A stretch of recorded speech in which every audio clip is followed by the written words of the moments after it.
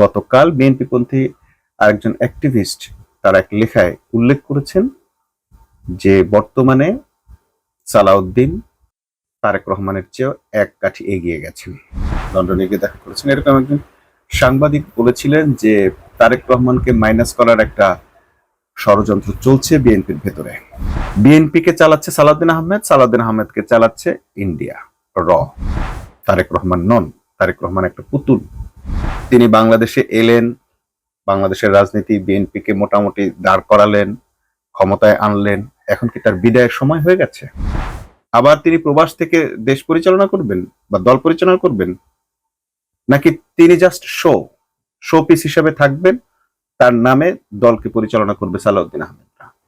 কারণ জামাত খালেদা জিয়ার ছেলে জিয়াউর রহমানের ছেলে তারেক রহমানের উপর যতটা ভরসা করতে পারে, সালাউদ্দিন আহমেদের উপর ততটা ভরসা কখনোই করতে পারবে না। তিনি এখন গণভোট যাতে কোনোভাবে বাস্তবায়িত না হয় তার ব্যাপারে তিনি সবচেয়ে বেশি সোচ্চার ভূমিকা পালন করছেন। আইনমন্ত্রী কিংবা অন্য কেউ এই ব্যাপারে কোনো কথা বলছে না। খোদ তারেক রহমান এই ব্যাপারে কোনো স্টেপ নেননি। আওয়ামী রাজনীতি পুনর্বাসনের টার্গেট নিয়ে কিন্তু ভারত এই নির্বাচনে হস্তক্ষেপ করেছে। তো এই যে দলকে বিতর্কিত করা, দলকে প্রশ্নের মুখে ফেলে দেওয়া, দলকে অজনপ্রিয় করে তোলা, এটা কিন্তু আসলে ভারতীয় মেকানিজমের রাজনীতি। বাংলাদেশে যদি কোনো সরকার জনপ্রিয় হয় তাহলে সেই সরকার তো ভারতকে ট্যাক্স দেবে না, ভারতকে গুনবে না, ভারতের কথা মতো চলবে না। পররাষ্ট্র মন্ত্রণালয়কে এমন ভাবে সাজানো হয়েছে যেন বাংলাদেশ আর কোনো রাষ্ট্রের সঙ্গে বন্ধুত্ব করতে না পারে। নির্বাচনের আগে থেকেই যখন তারেক রহমান বাংলাদেশে ছিলেন না, তো সেই সময় একটা গুঞ্জন খুব কানে ভাসছিল। বিশেষ করে লন্ডনের সঙ্গে তারেক রহমানের সঙ্গে যোগাযোগ আছে এরকম একজন সাংবাদিক, একাধিকবার তার সঙ্গে দেখা করেছেন, লন্ডনে গিয়ে দেখা করেছেন। এরকম একজন সাংবাদিক বলেছিলেন যে তারেক রহমানকে মাইনাস করার একটা ষড়যন্ত্র চলছে বিএনপির ভেতরে। তারেক রহমানকে মাইনাস করা মানে জিয়া পরিবারকে মাইনাস করার একটা ষড়যন্ত্র চলছে। সেই গুঞ্জনটা অনেকটা ধামাচাপা পড়ে গেল, কিন্তু আবার সেই গুঞ্জনটা মাত্রা বেড়ে গিয়েছিল যখন জানা গেল যে তারেক রহমান চাইলেই বাংলাদেশে ফিরতে পারছেন না। এমনকি তার মা বেগম খালেদা জিয়া মুমূর্ষ অবস্থায়, একেবারে মৃত্যুদশায়, তখনও তিনি বাংলাদেশে ফেরাটা তার নিজের একার সিদ্ধান্তের নয় বলে জানিয়েছিলেন। এই ঘটনার পর অনেকেরই ধারণা হয়েছিল যে তারেক রহমানকে মাইনাস করেই বিএনপির রাজনীতিটা নতুন করে গড়ে উঠতে পারে। তো সেই সময় এরপর যখন বাংলাদেশে তারেক রহমান আসলেন, মোটামুটি এটা ধামাচাপা পড়ে গেল। কিন্তু এই মুহূর্তে আবারও কিন্তু সেই ধরনের গুঞ্জন শোনা যাচ্ছে। গতকাল বিএনপিপন্থী আরেকজন অ্যাক্টিভিস্ট তার এক লেখায় উল্লেখ করেছেন যে বর্তমানে সালাউদ্দিন তারেক রহমানের চেয়েও এক কাঠি এগিয়ে গেছেন। বিএনপিকে এখন তারেক রহমান চালাচ্ছেন নাকি সালাউদ্দিন আহমেদ চালাচ্ছেন, এটি নিয়ে বিএনপির মধ্যে এক ধরনের গুঞ্জন চলছে। ঠিক এই কথাটা আমি যখন আমার ফেসবুকে উল্লেখ করলাম, তার 10 ঘন্টা পর আমরা দেখলাম বিএনপির ভেতর কিছু পরিবর্তন হয়েছে, কিছু সিদ্ধান্ত হয়েছে। সেই সিদ্ধান্তগুলোর মধ্যে একটা হচ্ছে তারেক রহমানের অবর্তমানে সংসদে দায়িত্ব পালন করবেন কে? ওই ব্যক্তিটি হচ্ছেন সালাউদ্দিন আহমেদ। তার মানে হচ্ছে যে গুঞ্জনটি আমরা শুনতে পাচ্ছিলাম, যে গুঞ্জনটি বিএনপির ভিতর চলছিল, যে গুঞ্জনটি বিএনপির অ্যাক্টিভিস্ট আমাকে প্রকাশ করলে, ঠিক 10 ঘন্টা পর আমরা তার বাস্তবায়ন দেখতে পেলাম যে হ্যাঁ, সালাউদ্দিন আহমেদই হচ্ছেন বিএনপির পরবর্তী মানুষটি, যাকে প্রধানমন্ত্রীর অনুপস্থিতিতে দায়িত্ব দেওয়া হচ্ছে। তো এইরকম বড় একটি দায়িত্ব যিনি পালন করবেন, এটি হইতেই পারে, কিন্তু যখন তিনি চলে যান তখন হয়তো এই ব্যাপারটা নিয়ে প্রশ্ন ওঠে। কিন্তু এখনই কেন, যখন আবার এই ধরনের গুঞ্জন চলছে যে সালাউদ্দিন আহমেদ বিএনপি চালাচ্ছেন, দল চালাচ্ছেন সালাউদ্দিন আহমেদ, তারেক রহমান নন, তারেক রহমান একটা পুতুল। এমনকি তারেক রহমান তিনি যে লন্ডনে ছিলেন, থাকাকালীন তার যে নাগরিকত্ব তিনি পেয়েছিলেন, অ্যাসাইলাম পেয়েছিলেন, তো সেই বিদেশি নাগরিকত্ব তিনি সারেন্ডার করেছেন এরকম তথ্য প্রমাণ আমরা আজ পর্যন্ত দেখিনি। তিনি বাংলাদেশে এলেন, বাংলাদেশের রাজনীতি বিএনপিকে মোটামুটি দাঁড় করালেন, ক্ষমতায় আনলেন। এখন কি তার বিদায়ের সময় হয়ে গেছে? বা তাকে কি বিদায় করে দেয়া হচ্ছে, বা তিনি যে কোনো সময় বিদায় নিতে পারেন?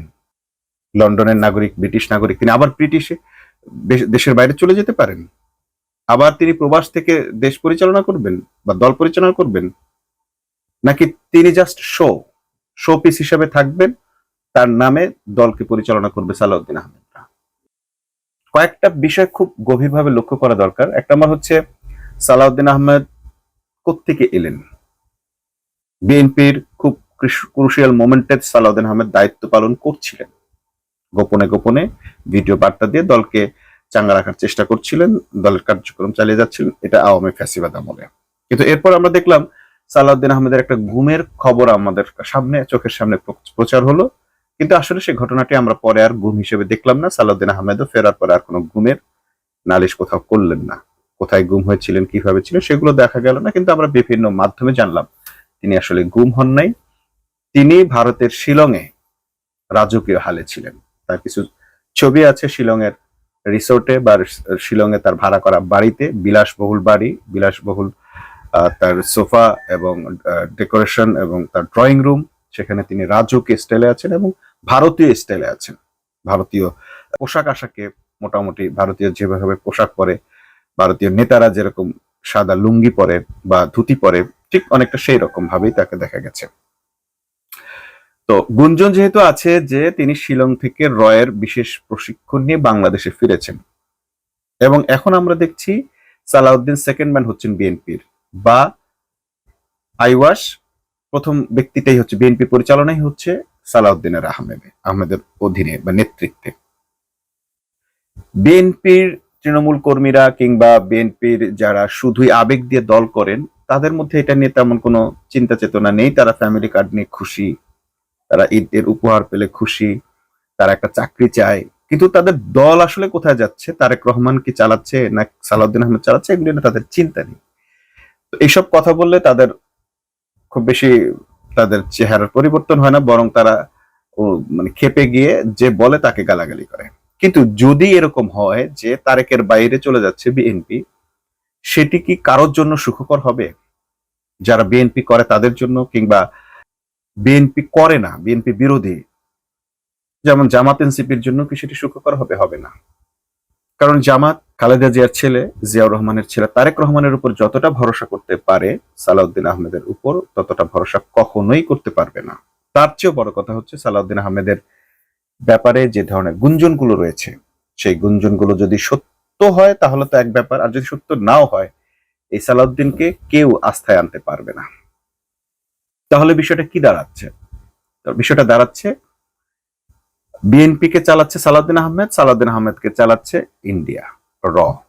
যদি এটা হয় তাহলে বিএনপির ভবিষ্যৎ কি, বাংলাদেশের ভবিষ্যৎ কি, বাংলাদেশের সার্বভৌমত্ব থাকলো কোথায়? আমরা অনেকগুলো বিষয় খেয়াল করলাম যে সালাউদ্দিন আহমেদ নিজেই গণভোটের দাবি করেছিলেন, প্রসঙ্গটা তিনি তুলেছিলেন, গণভোট হোক, কিন্তু এরপর দেখলাম কি, তিনি এখন গণভোট যাতে কোনোভাবে বাস্তবায়িত না হয় তার ব্যাপারে তিনি সবচেয়ে বেশি সোচ্চার ভূমিকা পালন করছেন। আইনমন্ত্রী কিংবা অন্য কেউ এই ব্যাপারে কোনো কথা বলছে না, খোদ তারেক রহমান এই ব্যাপারে কোনো স্টেপ নেননি। এটি কার ইশারায় হচ্ছে? মির্জা ফখরুল এই ব্যাপারে কোনো কথাই বলছেন না। কেন সালাউদ্দিন সাহেবই সবসময় এই জিনিসটা ডিল করছেন? আমরা কয়েকটা বিষয় এখানে খেয়াল করি। একটা হচ্ছে, সালাউদ্দিন আহমেদ, তারেক রহমান যে কাজগুলো করছেন, এই 1 মাসে যা যা করেছেন, অনেক প্রশংসা পেয়েছেন, প্রশংসা পাওয়ার মতো কাজ করেছেন। নাম্বার 1, তিনি বিজয় উল্লাস করলেন না, বিজয় মিছিল করলেন না, হাঁস পার্টি করতে দেননি দলকে। তারপর কিছু অঘটন ঘটেছে, ঘটলেও বড় মাত্রায় অঘটন কোনো ঘটনা বাংলাদেশে ঘটতে দেওয়া হয়নি, যেটি রাজনৈতিক পট পরিবর্তনের পর, সরকার পরিবর্তনের পর হয়ে থাকে। সিগনিফিকেন্ট কিছু ঘটনা ঘটেছে, কিন্তু অলমোস্ট মোটামুটি নিয়ন্ত্রণে ছিল। তিনি 9টা থেকে অফিস শুরু করেন, জাস্ট টাইমে অফিস শুরু করেন, যেটি তার কিন্তু নতুন কালচার না, তার পূর্বের আগেও তিনি এটা করেছেন। তিনি যখন সারা বাংলাদেশে প্রতিনিধি সম্মেলনগুলো করেছিলেন, সেখানে তিনি সবার আগে গিয়ে উপস্থিত হতেন এবং জাস্ট টাইমে উপস্থিত হতেন। এরপর তিনি গাড়ির বদলে হাঁটার প্র্যাকটিস করা, এরপরে ভিআইপি প্রোটোকল না নেয়া, সমস্ত গাড়ি বন্ধ করে না দেয়া, তারপর জামাতের ইফতার মাহফিলে অংশ নেয়া, সবচেয়ে বড় তার পজিটিভ যে জিনিসটা মানুষ দেখেছিল সেটি হচ্ছে খুব দ্রুতই তিনি ইমাম সাহেবদেরকে, মুয়াজ্জিনদেরকে সরকারিভাবে ভাতা দেওয়ার ব্যাপারটাকে ফাইনালাইজ করে ফেললেন। তো এই যে বিএনপির কার্যক্রম, মানে তারেক রহমানের কার্যক্রমগুলো একদিকে যেমন প্রশংসা কাটছে, ঠিক অন্যদিকে বিএনপিকে মানুষ ব্যাশিং করে শেষ করে ফেলছে। সে কারণগুলো কার দ্বারা ঘটছে? সালাউদ্দিন আহমেদের দ্বারা ঘটছে। বিএনপি এই মুহূর্তে সবচেয়ে বেশি অজনপ্রিয় শুধুমাত্র সালাউদ্দিন আহমেদের এই কয়েকটি কথার কারণে, কয়েকটি সিদ্ধান্তের কারণে। সে সিদ্ধান্তগুলো কি? প্রথম সিদ্ধান্তই হচ্ছে গণভোটকে না করা, স্বীকৃতি না দেয়া, এইটাকে হাইকোর্টে নিয়ে যাওয়া। তো যে তারেক রহমান বলেছেন যে প্রতিশ্রুতি দিয়ে প্রতিশ্রুতি রক্ষা না করা ধর্মের অবমাননা, সেই তারেক রহমান যেখানে তিনি বক্তব্যে স্পষ্ট বলেছেন আমরা জুলাই আন্দোলন মেনে চলবো, জুলাই সনদ মেনে চলবো, আপনারা হা ভোট দিবেন, সেই তারেক রহমান এখন জুলাই সনদকে নিয়ে তার আমলে এটা কিভাবে হচ্ছে? এটা কি তার ইচ্ছায় হচ্ছে নাকি সালাউদ্দিন আহমেদের ইচ্ছায় হচ্ছে? সালাউদ্দিন আহমেদ তথা ইন্ডিয়ার ইচ্ছায় হচ্ছে। এই সরকার ক্ষমতায় আসার পর পর কিছু পরিবর্তন ঘটেছে, যেমন বাংলাদেশের বিএনপির সঙ্গে চীনের একটা সম্পর্ক নষ্ট হতে চলেছে। তো বাংলাদেশের সঙ্গে চীনের সম্পর্ক তখনই নষ্ট হয় যখন সরকারের ওপর ভারত ভর করে। 2016 সালে শেখ হাসিনা যখন ভারতের কাছ থেকে দুটি সাবমেরিন নিল, চীনের কাছ থেকে যখন দুটো সাবমেরিন নিল, চীন যখন বাংলাদেশে দুটো সাবমেরিন রাখলো, তখন থেকেই আওয়ামী লীগের সঙ্গে শেখ হাসিনার সঙ্গে সম্পর্কটা নষ্ট হয়ে গেল। ঠিক সেই কাজটা কিন্তু এবার বিএনপির আমলে হচ্ছে। অলরেডি তাইওয়ানকে দূতাবাস দেওয়া হ্যান ত্যান একটা ব্যাপার এখানে আছে, এবং তাইওয়ানকে দূতাবাস দেওয়ার ব্যাপারে এর আগে চীনের সঙ্গে বিএনপির সম্পর্ক নষ্ট করার ক্ষেত্রে যার সবচেয়ে বড় ভূমিকা ছিল আমির খুসরো মাহমুদ চৌধুরী, তিনি এখন একটা বড় রোল প্লে করছেন। সালাউদ্দিন আহমেদের সঙ্গে তিনি একজন ব্যক্তি যিনি বিএনপিকে ভারতপন্থী বানিয়ে ফেলছেন। যে বিএনপি ভারতের বিরুদ্ধে স্লোগান দিল, ভারত বয়কটের আহ্বান করলো, যে রিজভী আহমেদ প্রকাশ্যে ভারতের শাড়ি পরালেন, একাধিকবার এই কর্মসূচি পালন করলেন, সেই বিএনপি এখন পুরোপুরি ভারতের পকেটে ঢুকে গেছে। কার নেতৃত্বে? শহীদ হাদি একটা কথা বলে গেছিলেন যে জিয়া পরিবার কখনোই ভারতের ফাঁদে পা দেবে না, ভারতের পকেটে ঢুকবে না, জিয়া পরিবারকে ভারত গ্রাস করতে পারবে না। কিন্তু আমরা দেখছি তারেক রহমানকে অলরেডি গ্রাস করে ফেলেছে। আদৌ কি তারেক রহমানকে গ্রাস করেছে, নাকি তার সঙ্গের যে উপদেষ্টা মাহাদি আমিনদেরকে দিয়ে তারেক রহমানের পার্টটাকে ভারত লিড দিচ্ছে? অর্থাৎ তারেক রহমান যাই কিছুই বলুক না কেন, ভারতের কথাটাই মিডিয়ার সামনে আসছে, বা তারেক রহমান আসলে নিজের থেকে কোনো কিছুই করতে পারছেন না। তার যে প্রধান হাতগুলো আমির খুসরো মাহমুদ চৌধুরী, মির্জা ফখরুল এবং সালাউদ্দিন আহমেদ, এরা সবাই ভারতপন্থী। এই যে ভারতপন্থী অংশটা সক্রিয় হয়ে গেল, এই সক্রিয়তার কারণেই বিএনপিকে এখন ভারতপন্থী মনে হচ্ছে, এবং ভারতের কারণেই কোনো সিদ্ধান্ত, জনগণের জন্য কোনো সিদ্ধান্ত এই সরকার নিতে পারছে না। অর্থাৎ গণ অভ্যুত্থানকে স্বীকৃতি দেওয়া, আওয়ামী লীগের বিচার করা, এই আওয়ামী লীগের বিচারের বদলে এখন বিএনপি আওয়ামী বয়ান নিয়ে রাজনীতি করছে। পুলিশ হত্যার বিচার করবে, অর্থাৎ জুলাই আন্দোলনে যারা অংশ নিয়েছিল তাদের বিচার করার হুমকি দিচ্ছে বিএনপির একাধিক নেতা। ইশরাক তো একেবারে প্রকাশ্যেই বলেছে, সালাউদ্দিন আহমেদ বলেছে, সালাউদ্দিন আহমেদ উল্টাটাও বলেছে, এবং আরো অনেকেই বলছে যে পুলিশ হত্যার বিচার করবে, অর্থাৎ এনসিপি কে ফাঁসির কাঠগড়ায় দাঁড় করাবে, বা জামাতের যারা অংশ নিয়েছিল তাদেরকেও। আবার আমরা দেখলাম আওয়ামী লীগ থেকেও একই হুমকি দেওয়া হয়েছে। আইভি রহমান হুমকি দিয়েছেন এদের সংসদ ভবনের এদের ছবি দিয়ে এদের ফাঁসি দেওয়া হবে। এই যে আওয়ামী রাজনীতিকে নতুন করে আবার পুনর্বাসন করা হলো, হ্যাঁ হয়তো আওয়ামী লীগের শেখ হাসিনাকে, আওয়ামী লীগের পান্ডাদেরকে হয়তো পুনর্বাসন করা যাবে না বা করবে না, কিন্তু আওয়ামী রাজনীতি পুনর্বাসনের টার্গেট নিয়ে কিন্তু ভারত এই নির্বাচনে হস্তক্ষেপ করেছে। এইটা যদি এখন বিএনপি বুঝতে দেরি করে, তাহলে বিএনপির জন্য যে সর্বনাশটা হবে। আজকে যারা বিশ্ববিদ্যালয়ের ভাইস চ্যান্সেলর হয়েছেন, জাস্ট হয়তো 5 বছর, 2 বছর, 3 বছর বা আরো বেশি হোক, তারপর তাদের পরিণতি কি হবে? যারা আওয়ামী লীগ আমলে ভাইস চ্যান্সেলর ছিলেন, মসজিদের ইমাম পর্যন্ত পালিয়ে যেতে বাধ্য হয়েছেন। দলীয়করণের এমন একটি খারাপ নজির হচ্ছে এটা, যে দলীয়করণ করার পর সেই মানুষগুলো এমন হয়ে যায় যে তাদের আর বাংলাদেশে থাকার কোনো অবস্থান তৈরি থাকে না। বাংলাদেশে তারা থাকতেই পারে না। তাহলে আজকে যারা বিভিন্ন সেক্টরে 42 জন জেলা প্রশাসক, প্রশাসক নিয়োগ, সিটি প্রশাসক, সিটি কর্পোরেশন গুলোতে প্রশাসক নিয়োগ হলো, এটা হলো সেটা হলো, ভাইস চ্যান্সেলর গুলো নিয়োগ হলো, সব দলীয় লোক নিয়োগ হলো। বাংলাদেশ ব্যাংক গভর্নর দলীয় ভাবে নিয়োগ পেলেন, বিচারাঙ্গনে দলীয় ভাবে নিয়োগ হলো। এই যে দলীয় ভাবে সমস্ত বাংলাদেশটাকে একেবারে নিজের মুঠোর মধ্যে নিয়ে নেওয়া, এটা একটা খারাপ সিমটম। কারণ বাংলাদেশের মানুষ এই দলবাজিটা আসলে সেভাবে পছন্দ করে না। কারণ এটার দুইটা ক্ষতিকর দিক। একটা হচ্ছে যে যাকে পদে দিচ্ছেন সে তো আর মানে দলের জন্য আর তার কিছু করার থাকে না, কারণ সে যেটা করেছে সে তখন আখের গুছায় এবং তার একটা গোষ্ঠী নিয়ে সে আখের গুছায়, তার লোকদেরকে সেখানে প্রতিষ্ঠিত করার চেষ্টা করে। সে টাকা পয়সা ওয়ালা হয়ে যায়, টাকা পয়সা নিয়ে সে বিদেশে ভাগার চেষ্টা করে। সে কিভাবে টাকা সংরক্ষণ করবে, তার যার সম্পদ আসে সে চিন্তা করে আমাকে অনন্তকাল বাঁচতে হবে, না বাঁচতে আমি এত টাকা উপার্জন করলাম সেগুলো আমি ভোগ করবো কিভাবে। সে তো আর আপনার দলের জন্য জীবন দিতে আসবে না, সে তো বালু ট্রাক সরাইতে আসবে না। আরেকটা হচ্ছে, ধরেন ওইখানকার কম্পিটিটর ছিল 15 জন, 10 জন, 5 জন, বাকি 4 জন কিন্তু দলকে ঘৃণা করতে শুরু করে। ধরেন ভিসির দৌড়ে ছিল 10 জনের আবেদন, তো একজন হয়েছে, বাকি 9 জন এই সরকারের বিরোধিতা করবে, এই বিএনপির বিরোধিতা করবে। কারণ 17 বছর পর যখন দল ক্ষমতায় আসছে তখন তাদের মূল্যায়ন করেনি। কয়জনকে মূল্যায়ন করতে পারবে সরকার? কয়টা পোস্ট আছে সরকার দিতে পারবে এদেরকে? কয়জনকে? বিশ্ববিদ্যালয়ে তো আর 200 নেই, কিন্তু তার তো প্রার্থী আছে 200-র বেশি। সেক্ষেত্রে যদি মেধার দিক থেকে কাউকে নিয়োগ দেওয়া হয় তাহলে অন্যদের মনে একটা সান্ত্বনা থাকে। তো আমরা দেখলাম যে এইভাবে বিএনপি কিন্তু এখন সবচেয়ে বেশি বিতর্কের মুখে পড়ে গেছে, বিশেষ করে এই নিয়োগের ক্ষেত্রে। যে নিয়োগের ক্ষেত্রে বলা ছিল জুলাই সনদে যে এই নিয়োগ সরকারের একক ক্ষমতা বলে হবে না, প্রধানমন্ত্রীর একক ক্ষমতা বলে হবে না, এটি হবে একটি আলাদা কমিটি গঠনের মধ্য দিয়ে, এবং সেই কমিটিতে বিরোধী দল লোক থাকবে, বিচারপতিদের মধ্যে থাকবে, সরকারি দলের থেকে লোক থাকবে। অর্থাৎ একটা স্বচ্ছ প্রক্রিয়ার নিয়োগ কিন্তু চেয়েছিল। কেন চেয়েছিল? কারণ এর ভিত্তিতে এই নিয়োগ প্রক্রিয়া, এই চাকরি, এই কোটা নিয়েই কিন্তু আসলে আন্দোলনটা হয়েছিল। 2000-এর মানে মোটামুটি প্রায় 2000 মানুষ জীবন দিয়েছিল এবং 30,000-এর মতো মানুষ পঙ্গুত্ব বরণ করেছিল। কিন্তু আজকে আমরা দেখলাম সমস্ত রক্তের বদলা এক দলীয় নিয়োগের মধ্যে পর্যবসিত হলো, ফুল আওয়ামী রাজনীতি পুনর্বাসিত হলো। এবং এটাই হচ্ছে ভারতের মেকানিজম, যে তারা সবসময় বাংলাদেশে এই রাজনৈতিক সিস্টেমটাকেই এস্টাবলিশ করে রাখেন, যাতে বাংলাদেশের মানুষ কখনো কোনো দলের প্রতি একচ্ছত্র ভাবে আস্থা রাখতে না পারে। ইতিমধ্যেই আমরা দেখলাম ফ্যামিলি কার্ড নিয়ে ব্যাপক বিতর্ক হয়ে গেছে, কারা ফ্যামিলি কার্ড পেয়েছে, দলের লোকেরাই শুধুমাত্র পেয়েছে। এখন ধরেন বিএনপিকে ভোট দিচ্ছে 3 কোটি বা 3.5 কোটি মানুষ বা 4 কোটি মানুষ, কিন্তু ফ্যামিলি কার্ড পেয়েছে কয়জন? এবং এই ফ্যামিলি কার্ড দেওয়ার বিনিময়ে অনেকের কাছে টাকা নেওয়া হয়েছে।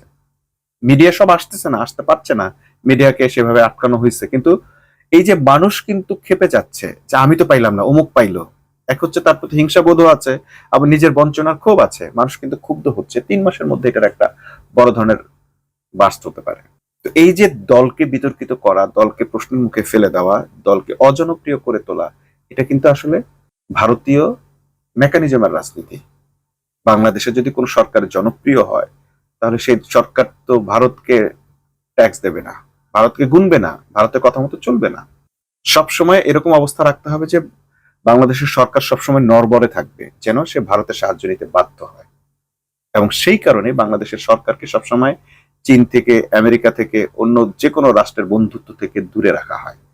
কোন রকম যদি একটু বন্ধুত্বের আভাস পায় সেখানে এসে ভারত আটকে দেয়। এবং জানা যাচ্ছে যে আসলে পররাষ্ট্র মন্ত্রণালয়কে এমন ভাবে সাজানো হয়েছে যেন বাংলাদেশ আর কোন রাষ্ট্রের সঙ্গে বন্ধুত্ব করতে না পারে।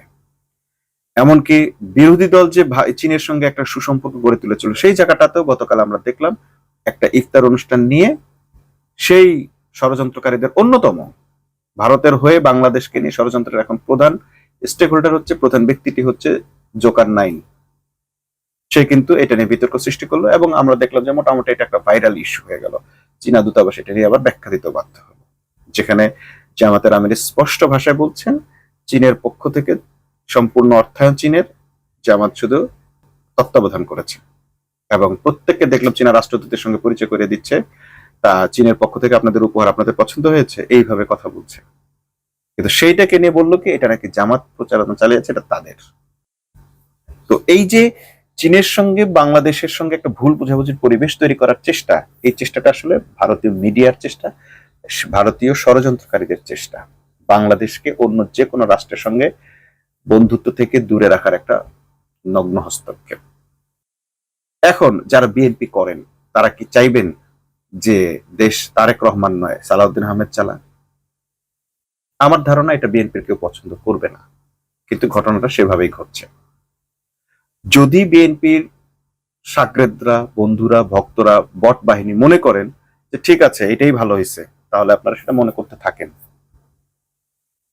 কিন্তু মনে রাখবেন, ভারত আওয়ামী লীগকে অজনপ্রিয় করেছে, এই বাংলাদেশ থেকে বিতাড়িত হতে, জনগণের মন থেকে উঠে যেতে বাধ্য করেছে। আজকে শেখ মুজিবের কথা বলার মতো কোনো লোক নেই, শেখ মুজিবের মূর্তি পূজার মতো কোনো লোক নেই, আওয়ামী লীগের কথা উচ্চারণ করার মতো কোনো লোক নেই। অথচ বাংলাদেশ থেকে লক্ষ লক্ষ কোটি টাকা পাচার করে, দুর্নীতি করে যাদেরকে পরিপোষণ করা হলো, তারাও কিন্তু আজ হাসিনার পাশে এসে দাঁড়ায়নি। আবার খালেদা জিয়ার আমলেও আমরা দেখেছি তার বালির ট্রাক সরাতে কেউ আসেনি। এমন একটি রাজনৈতিক দলের টিকে থাকা সেফ একটি ভিনদেশী শক্তির উপর নির্ভর করেই সম্ভব। যে কারণে জুলাই সনদে এইরকম একটি ক্লজ রাখা হয়েছে যে দলীয় প্রধান এবং রাষ্ট্রের প্রধান এক ব্যক্তি হতে পারবেন না। তাতে কি হয়, আজকে যদি বিএনপি তার দলীয় প্রধান সিলেক্ট করে ফেলতে পারে, তাহলে কি হবে? তাহলে সেই দলীয় প্রধান তার নিজস্ব একটা বলয় তৈরি করতে পারবে, একটা নেতৃত্ব তৈরি হবে। পরবর্তীতে এখন যেমন জায়মাকে ঠেলে দেওয়া হচ্ছে, তখন আর এটা হবে না, তখন দলের ভেতর থেকে নেতৃত্ব তৈরি হওয়ার একটা আবহ তৈরি হবে, দলের ভেতর থেকে নেতৃত্ব গড়ে উঠবে। তাহলে আর যে কোনো সময় এই দল নিজের সার্বভৌম ক্ষমতা প্রতিষ্ঠিত করতে পারবে। কিন্তু যখন পরিবার কেন্দ্রিক বা একটা ব্যক্তি কেন্দ্রিক হয়ে যায়, তখন সেই পরিবারকে ভারত নানাভাবে পলিটিসাইজ করতে পারে। কারণ তার তো জানাই আছে এরপরে কে আগামী 20 বছর বিএনপি রাজনীতি এইভাবে নিয়ন্ত্রণ করতে পারবে। তারেক রহমানের ডান হাত বাম হাত ভারতের কবজায় আছে। এখন যদি সালাউদ্দিন আহমেদকে সরিয়ে দিতে হয়, তাহলে বিকল্প লোক লাগবে, কিন্তু সেই বিকল্প লোক তো নেই। তারেক রহমান ধরা তার লোক দিয়ে, তারপরে ধরল কাকে দিয়ে? সালাউদ্দিনকে দিয়ে। কিন্তু যদি দলের ভেতর গণতান্ত্রিক চর্চা থাকতো, দলের চেয়ারম্যান যদি ভিন্ন কেউ হতে পারত, তাহলে সিদ্ধান্তটাও ভিন্ন হতে পারত। 2 heads are better than 1, দুইটা মাথা থাকলে কিছুটা হলো বেটার হতো। কিন্তু আমরা দেখছি বাংলাদেশে বিএনপির রাজনীতি আওয়ামী রাজনীতির পুনর্বাসন, বিএনপির রাজনীতি আওয়ামী বলয়ে ঢুকে পড়েছে, এবং এই বাংলাদেশের জনগণের আর কোনো সুখ নেই, শান্তি নেই। আগামী ঈদের পর থেকে আপনারা দেখবেন প্রত্যেকটা দ্রব্যের পণ্যের দাম বেড়ে যাচ্ছে। এবারে আপনারা দেখেছেন যে গাড়ি ভাড়া প্রচুর বাড়তি নেওয়া হয়েছে, মন্ত্রী সেটা অস্বীকার করছেন, ঠিক আওয়ামী লীগের মন্ত্রীরা যেটা করতেন। কিন্তু ইউনূসের আমলে কিন্তু এটা হয়নি। দুর্নীতি এবং দলীয়করণ ঠিক যেভাবে আওয়ামী লীগের সময় হয়েছে এখনো হচ্ছে। বিএনপির ভবিষ্যৎ, বাংলাদেশের ভবিষ্যৎ, বাংলাদেশের রাজনীতির ভবিষ্যৎ নিয়ে আমরা চরমভাবে হতাশ।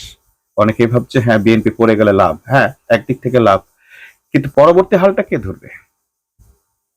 এই বাংলাদেশের রাজনীতিতে এইরকম শক্তিগুলোর এক্সিস্ট করা তো দরকার আছে, কিন্তু এই শক্তিগুলোর আবার ভারতের হাত থেকে, কবল থেকে বের হওয়ার দরকার আছে। এরকম বড় শক্তি যদি ভারতের কবলে থাকে, ভারতের কবজায় থাকে, তাহলে এদের দিয়ে কোনো লাভ নেই। আবার এদেরকে ধ্বংস করে ফেললে তখন আরেকটা তৃতীয় শক্তিকে এরা তৈরি করবে, সেই ভারতীয় বলয় দিয়েই তৈরি করা হবে। এর জন্য প্রয়োজন এই রাজনৈতিক গুলোর সংশোধন, এমন টিম তৈরি করা যে টিম ভারতের বলয় থেকে বের হয়ে নিজেদের রাজনীতিটা করতে পারবে। বিএনপির প্রতি সে আহ্বান জানিয়ে আজকের মতো এখানে শেষ করছি। আল্লাহ হাফেজ।